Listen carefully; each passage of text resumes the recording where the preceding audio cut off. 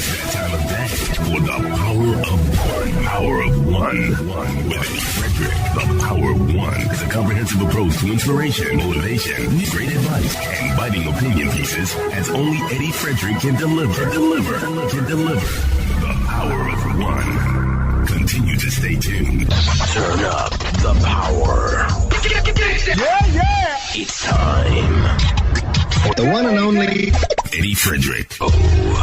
Welcome to the Power of One, a viable alternative to what appears to be a perpetual silly season which sits over a nation as a matter of course.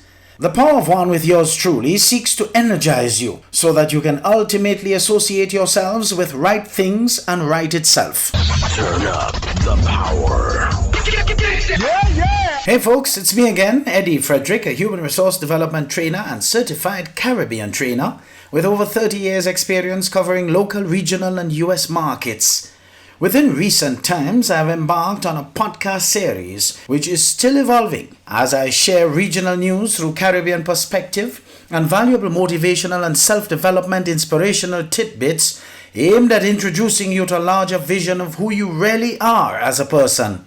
I implore you to hit the like button and consider subscribing for some valuable insights to keep the right attitude and perspective during these times of crisis and challenge for so many of us. After years of being in the limelight on radio here in Grenada, my frankness attracted the vitriol of the offended and otherwise guilty who sought to persecute, malign and even forsake me, while the same frankness attracted the love, admiration, respect, and high regard of so many more. Through a commitment to speak my mind, I managed to cut my own path, and today, glad I am where I am. The path I chose has been lonely, yet truly fulfilling. I consider myself a force of nature, all passion and strength with a heart made of gold. I am stubborn to the bone, especially when I am standing up for someone or something I duly believe in. I feel everything deeply, and I am the friend or partner to have because once I have given my commitment, I follow through with every fiber of my being. Our society has drifted from the truth so much that it hates those that speak it. In fact, the problem is people are being hated for being real and loved when they are just fake. What an upside-down society in which we live today. I have been following several people of substance over my journey and continue so to do. People like John Maxwell, Stephen Covey, Plato, Socrates, Epicurus, Einstein, Les Brown, Vincent Peale, Zig Ziglar, Joel Osteen, Nelson Mandela, Dr. Martin Luther King Jr., Malcolm X, and the list can go on to no end. I read quite a bit, especially online, where everything one needs to know can be learnt through the internet. We have been seeing fools multiplying because of the silence of wise people. As Alvin Toffler once proffered, the illiterates of the 21st century will not be those who cannot read and write, but those who cannot learn, unlearn, and relearn. During my growing up years, I recall my single parent, my mother, very strong woman, saying to her 5 children, "If you go around with losers, you will end up a loser. If you do not work in the day, you will have to work in the night. If you do not work when you're young, you will have no choice but to work when you're old." Today I'm hearing this billowing in my inner ears in so many different ways. Chief among which is that we should all stop projecting to get validated by others. Instead, we should just figure out who and what we want to be and why and just start working. For if we know the why for living, we can endure almost anyhow. We live in a constantly deteriorating society where every time we think it can't get worse, it plummets even deeper. Grenada, with all its natural beauty, is cursed daily by the plethora of negative energy that abounds within and throughout her borders. There is a depravity of the minds that occupy her geography that continues to diminish her value as a country.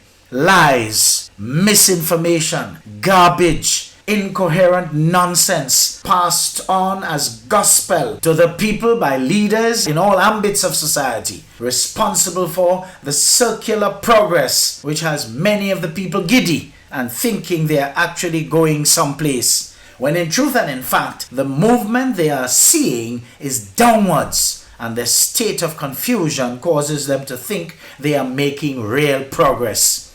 The coronavirus attracted a necessary lockdown action which has unmasked the charade, and alas, the people are left to see the tomfoolery for what it was.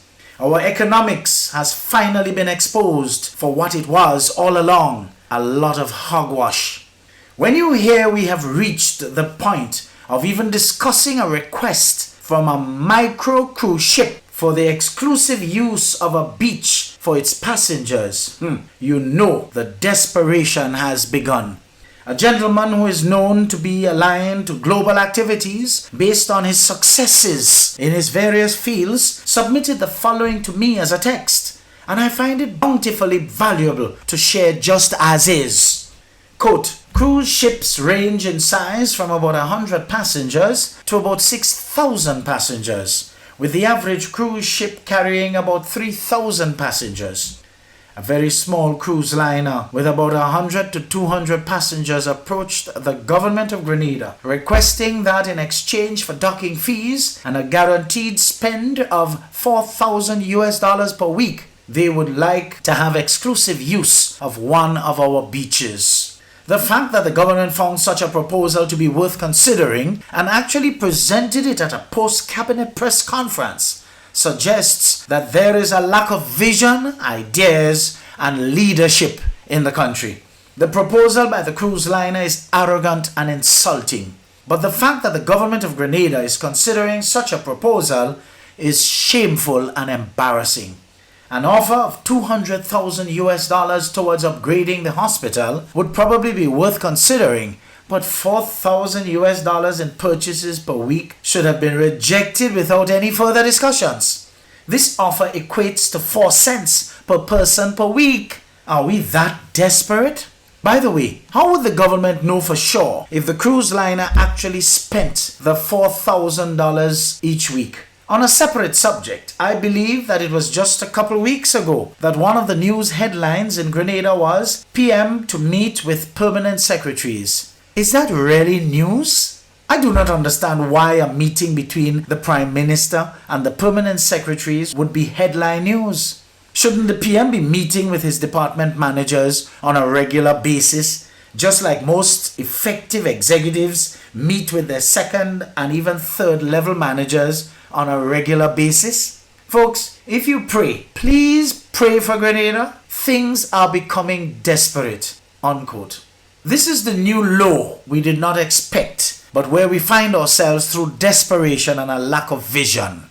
Again, I implore you to hit the like button and consider subscribing for some valuable insights to keep the right attitude and perspective during these times of crisis and challenge for so many of us, and become enlightened through proper focus to your unlimited possibilities. A power of one. Power of one.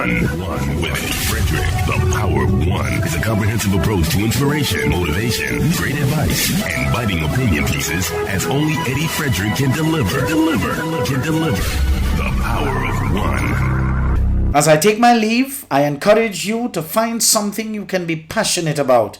Because when you love what you do, you will never work a day in your life. Here is where we wrap it up for today. The Power of One. The Power of One. With Eddie Frederick. So